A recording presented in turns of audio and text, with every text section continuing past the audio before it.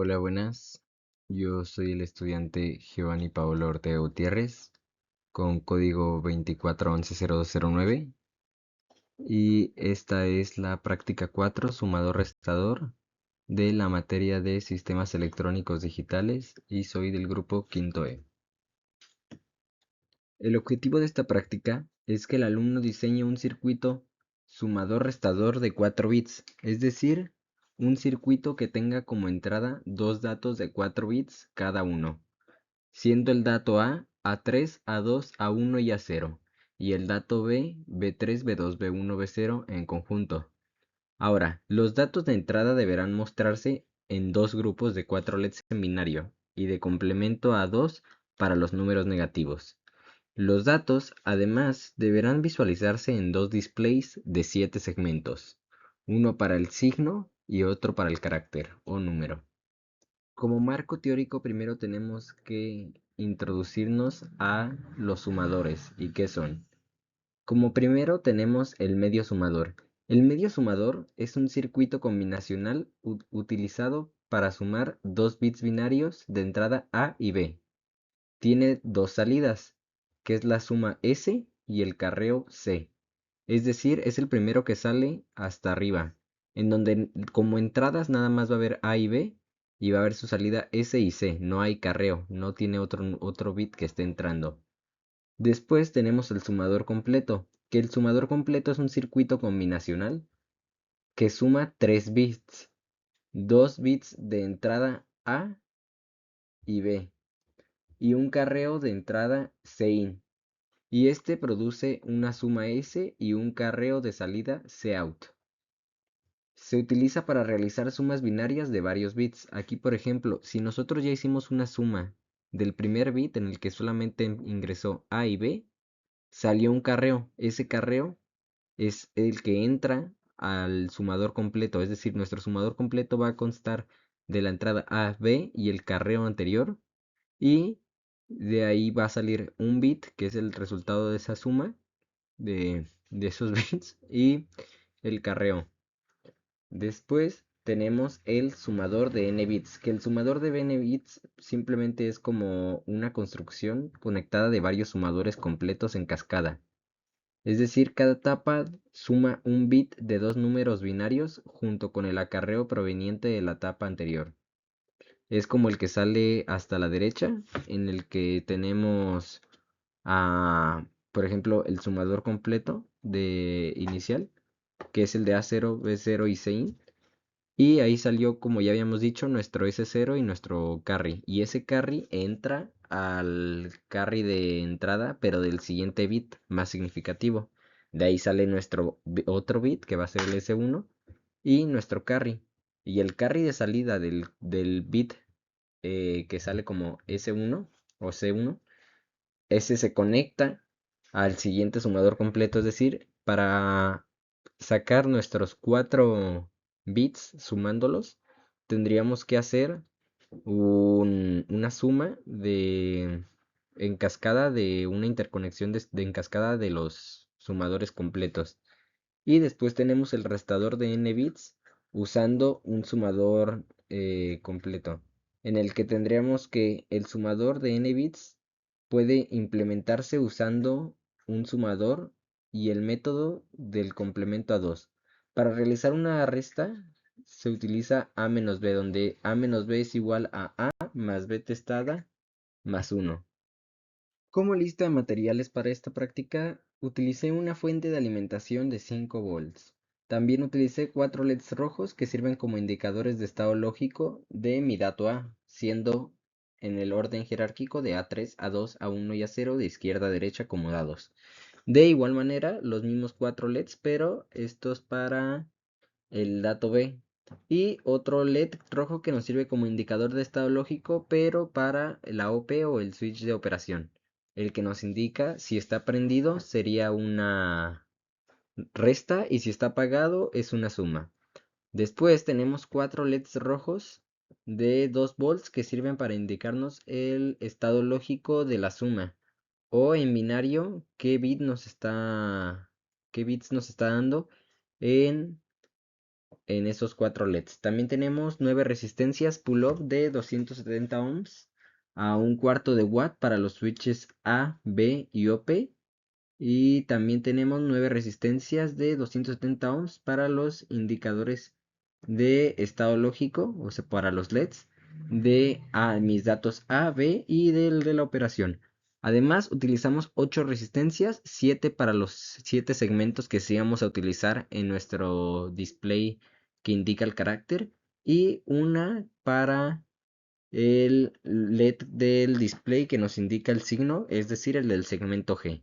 Además, tenemos 4 resistencias de 330 ohms a un cuarto de watt, que estas son para los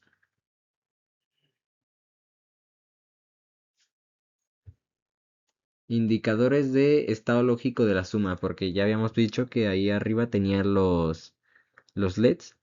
Y estas son sus 4 resistencias que vendrían saliendo de lo de la GAL para que se vea ahí nuestra suma o nuestro resultado en bits.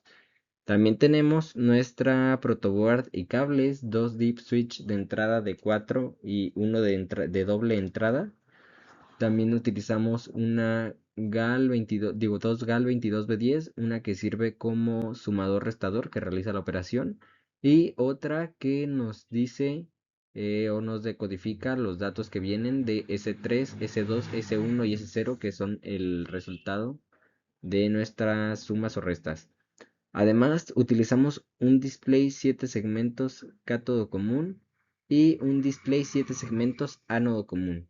Posteriormente vamos a mencionar por qué fue el ánodo común. Y también tenemos 2 bases zócalo que son para proteger los circuitos integrados de la GAL. Como ya empezando con el cálculo teórico, tenemos la definición de voltajes y corrientes, donde el voltaje de nuestra fuente o nuestro voltaje a utilizar en la práctica es de 5 volts. El voltaje del LED es de 2 volts. La corriente que tenemos antes del paralelo, es decir, antes de la división entre nuestra GAL y, y nuestros LEDs de indicadores lógicos de cada dato, sería de 5.5 miliamperes y nuestro voltaje de entrada que es entre el nodo que sería la entrada a la GAL y el tierra sería de 3.5 volts.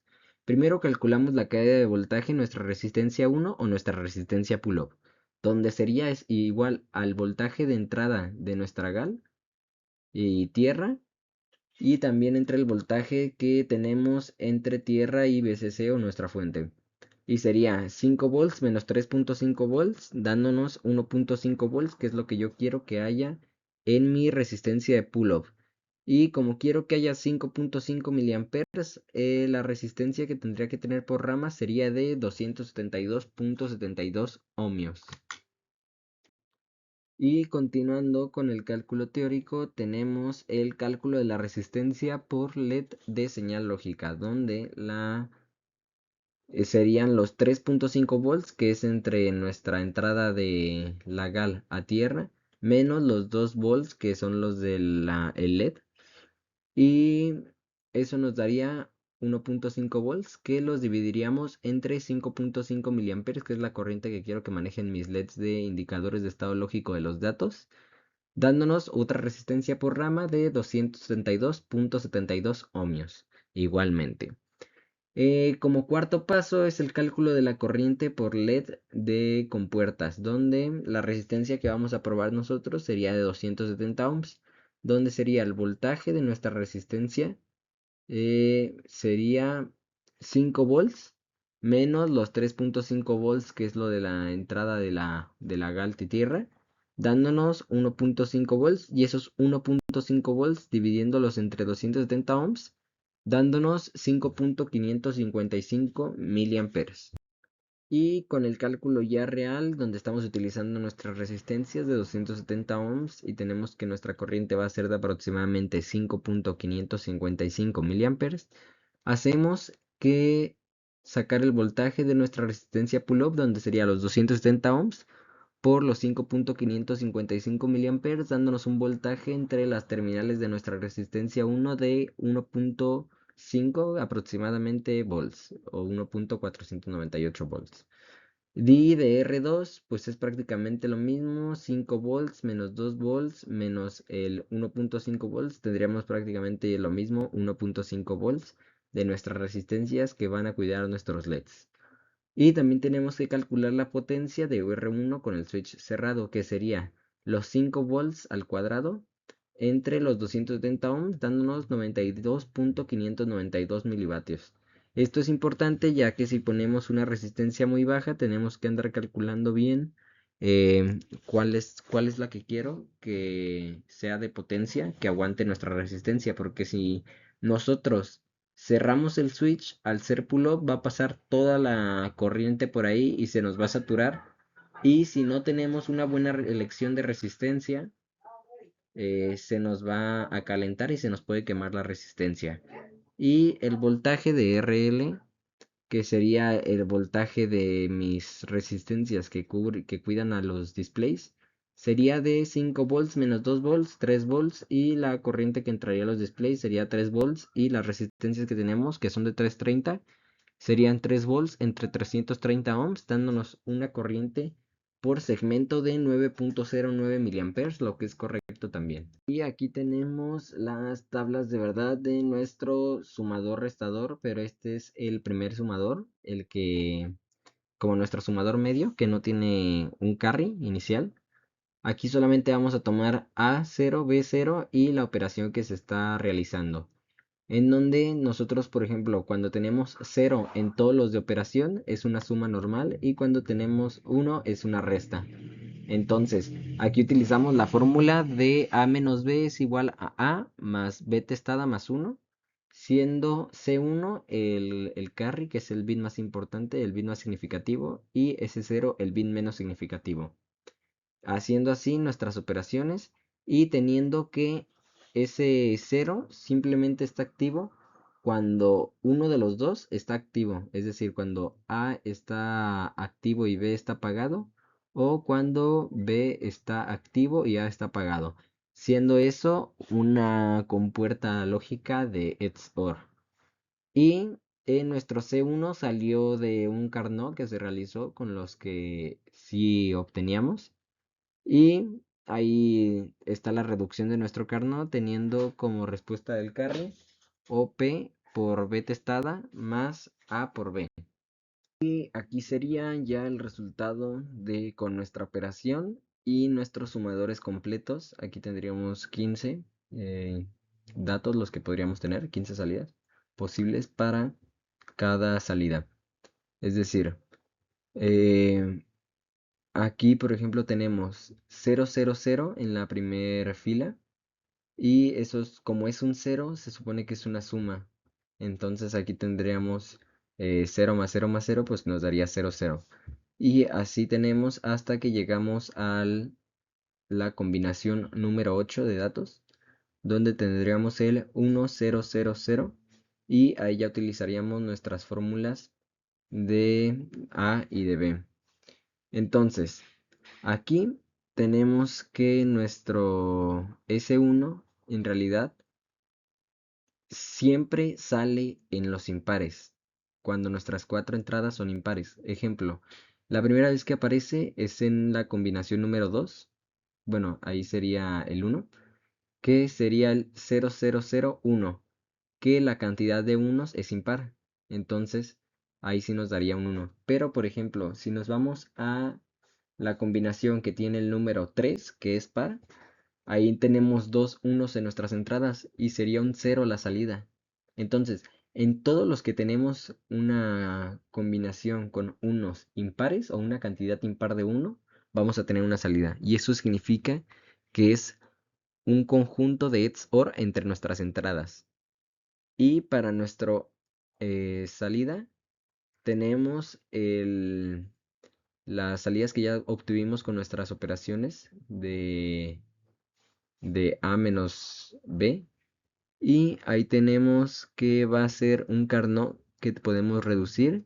Y al reducirlo tenemos ya utilizando después de haber hecho reglas de Boole, también para reducir términos y agrupando, tenemos que va a ser A1 por C1 más B1 XOR OP por A1 más C1. Y aquí es prácticamente lo mismo, pero con los datos de entrada A2, B2 y C2 en nuestro siguiente sumador completo. Es decir, como en el anterior salió C2, es lo que explicaba al principio, de que esa salida de nuestro primer sumador completo se conectaría como entrada a nuestro siguiente sumador. Y aquí finalmente tenemos nuestros datos A3, B3, C3, que fue la salida del sumador completo 2 o nuestro sumador 3. Y ahí tenemos también lo mismo de la operación, estas tablas son prácticamente iguales y obtenemos la misma ecuación, simplemente vamos a cambiar los datos, por ejemplo, en el sumador pasado, en lugar de haber sido A1 por C1, hubiera sido A2 por C2. Y así simplemente va cambiando el índice de nuestro dato. Esta sería nuestra tabla de verdad de nuestro decodificador, donde hasta la columna de la izquierda tenemos la cantidad posible de combinaciones, el número de cantidad posible de combinaciones y en cuál combinación sería correspondiente cada fila. Después tenemos el carácter que queremos formar en la siguiente columna, en donde nosotros tenemos 16 combinaciones posibles. Es decir, que 8 de esas combinaciones van a ser positivas y 8 de esas combinaciones van a ser negativas. Pero nosotros agarramos el 0 como positivo, no le ponemos el signo. Entonces, nosotros llegamos al 7 y ese 7 lo mantenemos ya como nuestro octavo dato positivo. Y a partir de ahí, todos los que tengan el S3 activo van a ser negativos, todos los que pasen del dato 8 en binario. Y aquí tenemos nuestras salidas de cómo serían y qué formaría cada una. Por ejemplo, para el 0 tenemos que tener activos todos, menos la G. Para el 1 tenemos que tener activo el segmento B y el C. Y con lo del signo, tengo en todos los positivos un 1. ¿Por qué un 1 y no un 0 si se supone que en los positivos va a estar apagado el signo? Es porque nosotros estamos usando un ánodo común. ¿Por qué utilizamos un ánodo común? Porque es más fácil o con menos resistencias poderlo tener apagadas cada segmento. Y para no dejar entradas flotantes. Entonces nosotros ponemos un 1, que es cuando está apagado ese display, ese segmento. Ahí, al ser un 1 y un 1, no habría circulación de corriente y estaría apagado el segmento. Pero en todos los datos que son negativos, que estuviéramos con tierra ahí prácticamente, sería un 0 la salida. Y esa salida se conectaría con el ánodo común que tenemos de nuestro display. Y de ahí saldrían ceros en todos. Digo, saldría 1 en nuestro display. Estaría prendido nuestro display. Y aquí están las tablas de verdad de nuestro decodificador y el mapa de Carnot de cada segmento respectivamente. Y para el segmento, bueno, la salida S, que es la que va para el segmento G de nuestro primer display, el que indica el signo, sería que fuera distinto a S3. Es decir, por ejemplo, cuando nosotros tenemos en nuestra salida S1, es porque en nuestra entrada S3 está entrando un 0. Y cuando tenemos en nuestras salidas ceros, es porque está entrando un 1. Es decir, es lo contrario. Aquí ya tenemos nuestros resultados de cada Carnot y cómo quedaría. Simplemente lo de que va cambiando nuestros C2 y nuestros C3 van cambiando respectivamente. Y aquí tenemos ya el cómo quedaría nuestro código implementado ya con nuestros caracteres de WinQPL para pasar a programar nuestra GAL del sumador restador. Y aquí tenemos también el código ya que salió de nuestros Carnot y nuestra tabla de verdad, ya reducido para implementarlo en nuestra GAL, segunda GAL, la del decodificador.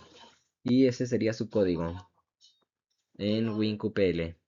Este es cómo se nos ve el diagrama de conexión que hicimos en Proteus, como nuestra simulación. Y ahí, por ejemplo, tenemos un 5 y como está prendido el LED de la operación es resta. 5 menos 7 y tenemos un menos 2.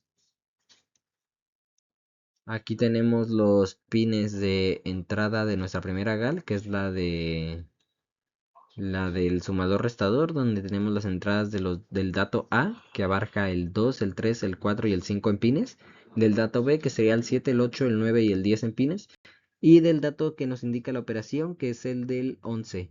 Y como salidas, en realidad las únicas que vamos a utilizar es S0, S1, S2 y S3, pero ponemos C1, C2 y C3 porque si no la GAL como que excede su límite de operaciones que puede realizar por cada salida, entonces declaramos como una salida física y con esa salida se interactúa. Aquí serían los pines, pero de la segunda GAL, que es la del decodificador, donde entra nuestro S0, S1, S2 y S3, que son nuestros 4 bits de salida de la operación. Y tendríamos también ya del lado de las salidas nuestros 7 segmentos del segundo display que indica el carácter, abarcando desde los pines 23 al 17. Y en el pin número 15 tenemos el de S, que es el del signo. Este es el armado de nuestro circuito. Ahí pusimos la operación que nos pidieron en clase, que fue la de 7 más 7. Es un más porque está apagado el LED que está hasta la derecha en la parte inferior. Es decir, es un 0 y mientras que sea 0 es suma. Entonces ahí sería 7 menos 7, digo 7 más 7 sería un 14. Un 14 en binario, pero el 14 en binario es complemento a 2 del menos 2, como se puede ver en el display en la parte de arriba, en la primera imagen. Y en la segunda imagen, en la parte inferior, tenemos la operación 7 menos 7. Ahí ya está prendido el LED de resta, que es el de abajito a la derecha, y ahí sería 7 menos 7 dándonos un 0 y está apagado ahí el signo porque lo tomamos como positivo. Aquí tenemos parte de las mediciones que tomamos en nuestro cálculo, en donde dijimos que nuestro voltaje de nuestra resistencia de pull-up tenía que ser aproximadamente de 1.498, de hecho precisamente, y fue de 1.4982. Y de la imagen del lado derecho tenemos que nuestro voltaje de entrada a la GAL, o pasando nuestra resistencia de pull-up, sería de 3.5 volts en los cálculos y aquí tuvimos de 3.406 volts. Aquí es de nuestra segunda resistencia, que es la indicador lógico, que dijimos que iba a ser de 1.502. Aquí se falló por 2 milésimas nada más el cálculo, en donde nos dio 1.504 volts entre las terminales de esa resistencia para los indicadores de estado lógico. Y ahí tenemos también el 5.478, es porque nosotros dijimos que íbamos a tener una corriente en nuestros LEDs de 5.555 miliamperes. Y ahí también por una décima de amperes.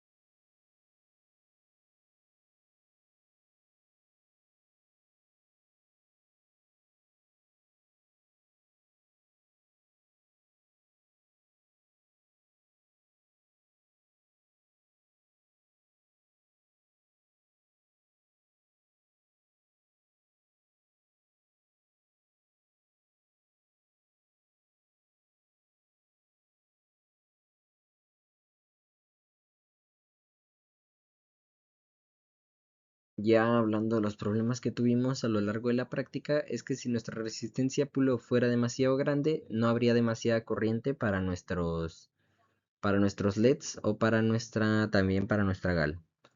Y aquí tenemos que si R1 fuera demasiado chica, al cerrar los switch, es lo que andaba diciendo al principio de la presentación, que se tiene que calcular la potencia de nuestra resistencia, porque si lo cerramos al ser pull-up, estaría pasando toda la corriente por esa misma resistencia continuamente y sería el voltaje, entre sus terminales sería todo el voltaje de la fuente, porque prácticamente estaría una terminal conectada a positivo y otra a negativo de la fuente.